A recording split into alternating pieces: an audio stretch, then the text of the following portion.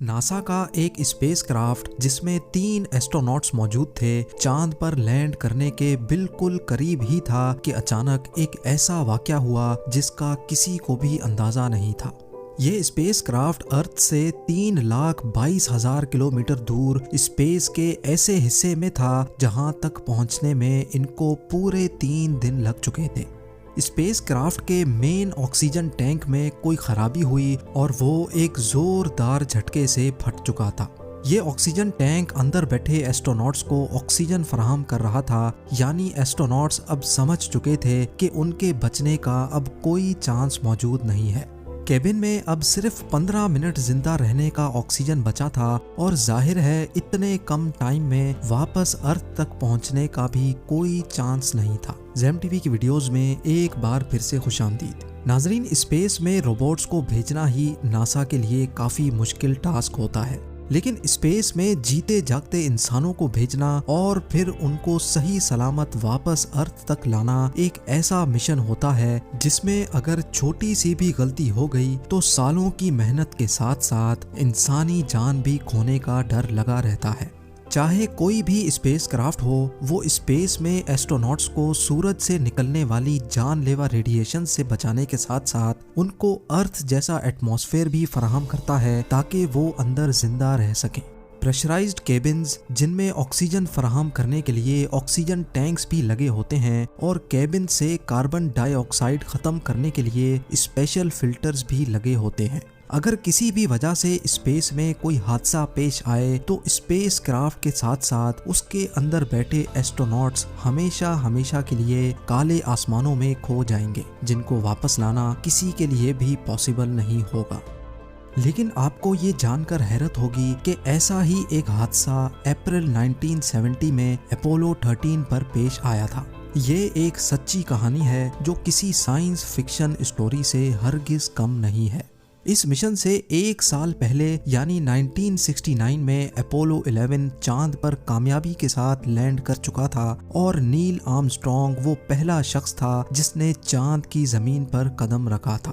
Apollo 11 के बाद Apollo 12 का मून मिशन भी कामयाब हो चुका था, लेकिन अब बारी थी अपोलो 13 की, जिसका मेन मकसद चांद पर मजीद एक्सप्लोरेशन करना था। अपोलो 13 को चांद के एक ऐसे हिस्से में लैंड करना था जहां किसी एस्ट्रॉइड के गिरने की वजह से बहुत बड़ा गड्ढा बना हुआ है और चांद के इस हिस्से को फ्रा मैरो कहा जाता है। इस मिशन के कमांडर जेम्स लॉवेल थे, जबकि इनके साथ 2 मॉड्यूल पायलट जॉन स्वाइगर और फ्रेड हेज भी थे। ये तीनों एस्ट्रोनॉट्स अर्थ पर अपनी फैमिलीज को छोड़कर अपोलो 13 मिशन के लिए रवाना हो गए। मिशन का आगाज 11 अप्रैल 1970 को फ्लोरिडा में वाक़े John F Kennedy space centre से हुआ। क्योंकि ये चांद पर इंसानों का कोई पहला ट्रिप नहीं था, इसी वजह से इसकी लाइव ब्रॉडकास्ट देखने में ज़्यादा लोग इंटरेस्टेड भी नहीं थे। इस स्पेस क्राफ्ट के 3 हिस्से थे, जिसमें कोन शेप का ये हिस्सा कमांड मॉड्यूल कहलाता था। ये कमांड मॉड्यूल वही जगह थी जहां तीनों एस्ट्रोनॉट्स को ज़्यादातर टाइम रहना था।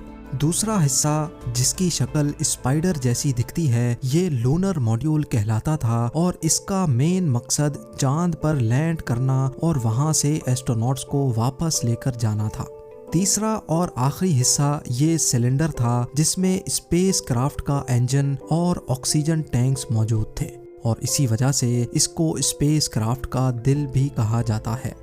अब प्लान ये था कि पहले ये पूरा स्पेस क्राफ्ट अर्थ के ऑर्बिट से निकलकर चांद के गिर्द चक्कर लगाएगा और तभी इनमें से 2 एस्ट्रोनॉट्स सही टाइम पर इस लूनर मॉड्यूल में बैठकर उसको स्पेस क्राफ्ट से अलग करेंगे और चांद पर लैंड कर जाएंगे। चांद पर सैंपल्स कलेक्ट करने के बाद लूनर मॉड्यूल इनको वापस चांद के ऑर्बिट में लेकर जाएगा, जहां वो वापस स्पेस क्राफ्ट से जा मिलेंगे और वापसी अर्थ की तरफ रवाना हो जाएंगे।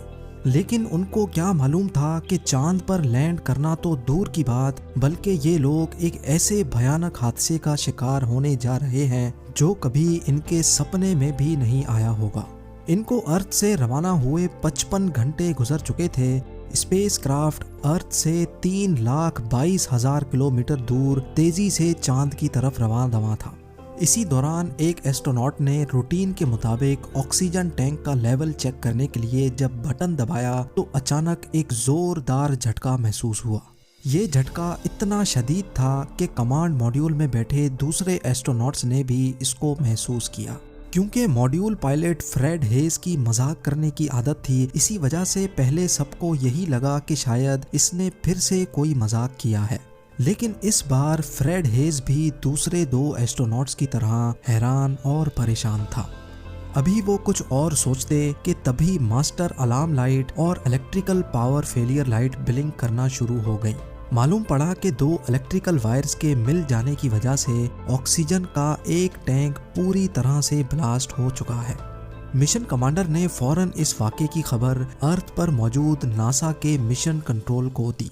ये खबर मिलते ही नासा के मिशन कंट्रोल में जैसे अफरा तफरी सी मच गई, क्योंकि नासा के इंजीनियर्स को अच्छी तरह इल्म था कि ऑक्सीजन टैंक फट जाने के इंतहाई खौफनाक नताइज हो सकते हैं।